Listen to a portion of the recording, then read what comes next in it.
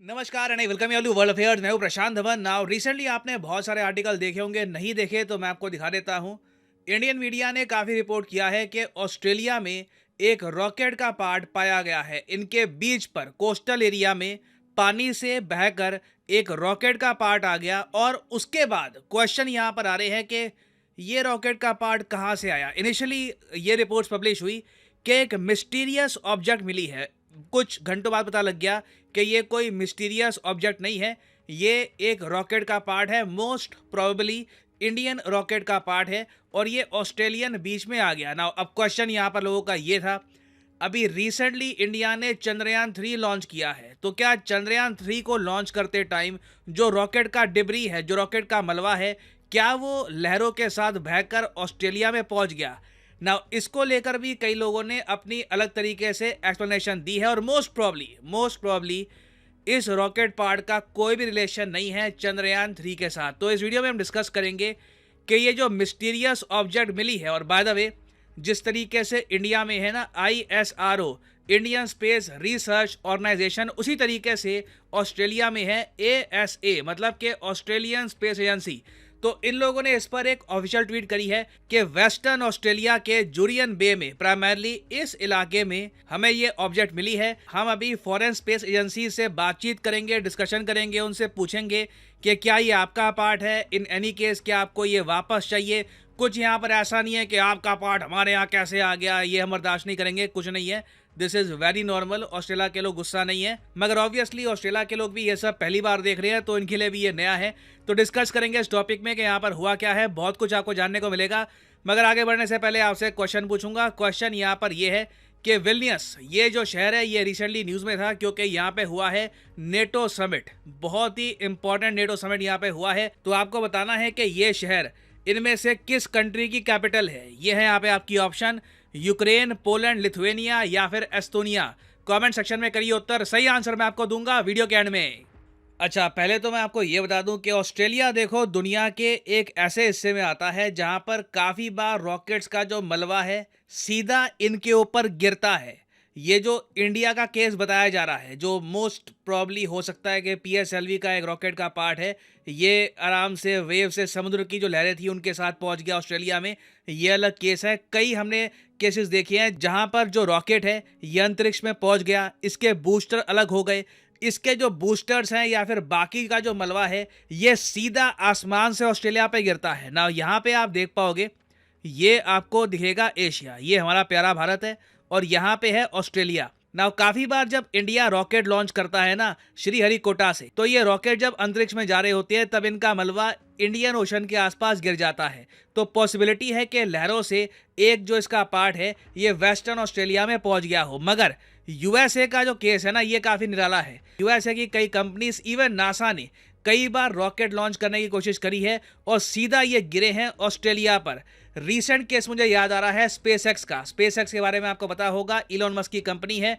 2002 में क्या हुआ कि स्पेसएक्स का एक बहुत बड़ा मलबा सीधा आसमान से गिरकर ऑस्ट्रेलिया के एक फार्म में पहुंच गया। यहाँ पे आप देख पाओगे ये सीधा आसमान से गिरा।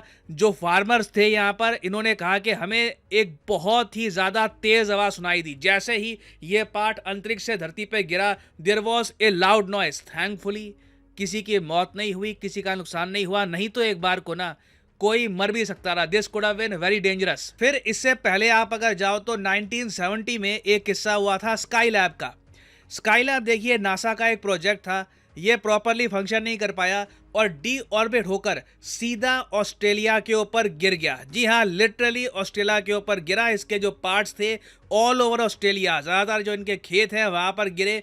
सिंस ऑस्ट्रेलिया की जो डेंसिटी है, पॉपुलेशन डेंसिटी बहुत कम है, ज़्यादातर ऑस्ट्रेलिया आप देखोगे आपको बिल्कुल खाली बंजर मिलेगा।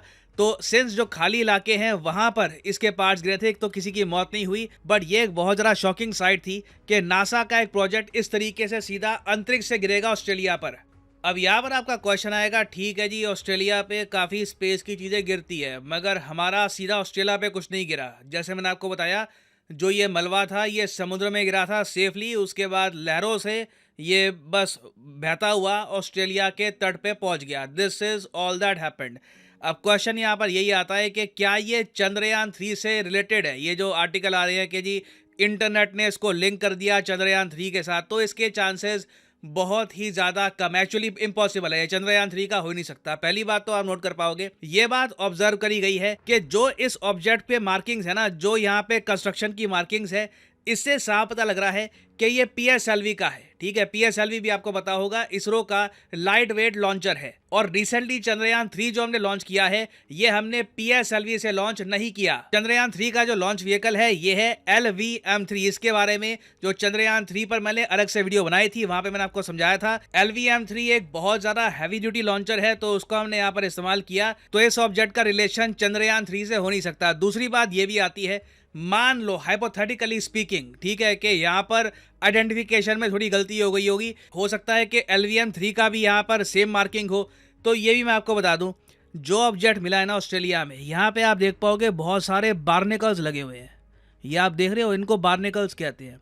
कभी आपने वेल को देखा होगा, वेल की बॉडी पर ना बहुत सारे इस टाइप की चीज़ें लगी होती है, उसकी नेक के आसपास, गिल्स के आसपास।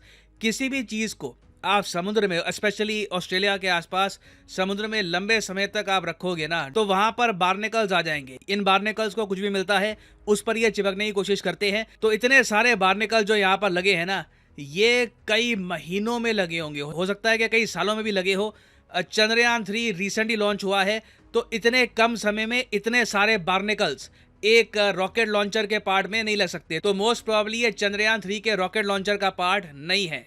और ऑस्ट्रेलियन मीडिया का कुछ सेक्शन तो ये भी क्लेम कर रहा है कि ये मलबा एक्चुअली चंद्रयान 1 का है। जी हाँ, चंद्रयान 1 लॉन्चर का।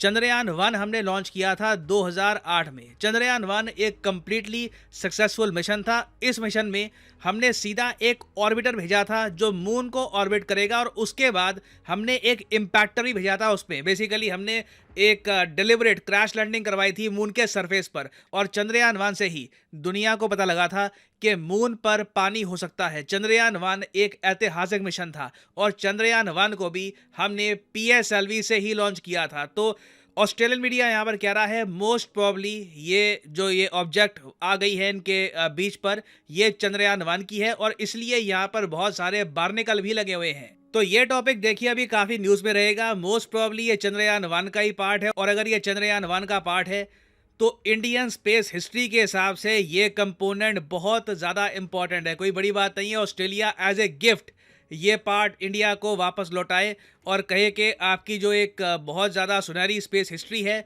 उसका ये पार्ट है। हमारे बीच पर ये आ गया था लहरों के साथ, हम आपको लौटा रहे हैं, या फिर कोई बड़ी बात नहीं है, ये लोग अपने स्पेस म्यूजियम में ये पार्ट रख ले। बट इधर वे इस टॉपिक से रिलेटेड अभी बहुत से डिटेल्स आएंगे इन द फ्यूचर। कुछ प्रॉपर कंफर्मेशन आती है इससे रिलेटेड, तो उस पर मैं बाद में एक डेडिकेटेड वीडियो आपके लिए ले आऊंगा ना। फाइनली वापस आते हैं क्वेश्चन की तरफ कि विल्नियस, ये काफी न्यूज में आज के समय, यहाँ पर नेटो का समिट हुआ था, तो विल्नियस किस कंट्री की कैपिटल है? तो सही उत्तर यहाँ पे है option C, the country of Lithuania. यहाँ पे आप देख पाओगे विल्नियस समिट रिसेंटली बहुत ज़्यादा न्यूज़ में था, और यहाँ पे आप देख पाओगे ये है लिथुएनिया। ये देश भी रशिया से बॉर्डर शेयर करता है, क्योंकि ये जो आप पार्ट देख रहे हो ना, ये है कलिनिनग्राद, ये भी रशिया का पार्ट है। तो बाय डिफॉल्ट लिथुएनिया चाहे रशिया से आपको दूर दिख रहा हो, रशिया से ये देश बॉर्डर शेयर करता है। और फाइनली यहाँ पर मैं ये भी ऐड कर दूं कि आप किसी भी एग्जाम की तैयारी कर रहे हैं, चाहे एसएससी, यूपीएससी, बैंक, आप परचेज कर सकते हैं अनअकैडमी के क्वालिटी कोर्सेज। कमेंट सेक्शन में जाइए, पिन कमेंट में यहाँ पे आपको मिलेंगे link. For example let's say आपको प्रिपेयर करना है यूपीएससी के एग्जाम के लिए, तो यूपीएससी के लिंक पर यहाँ पर करिए क्लिक, और यहाँ पे आप परचेज कर पाएंगे अनअकैडमी का यूपीएससी कोर्स। बट जो प्राइसेस यहाँ पर लिखे हैं, डोंट एवर पे दीज प्राइसेस। सिंपली यहाँ पर कोड डालिए PD10 and the prices will start falling and you will be able to save a lot of money. So use the code PD10 and save money. और इसी note के साथ यह है video का अंत। Thank you for listening. May the gods watch over you.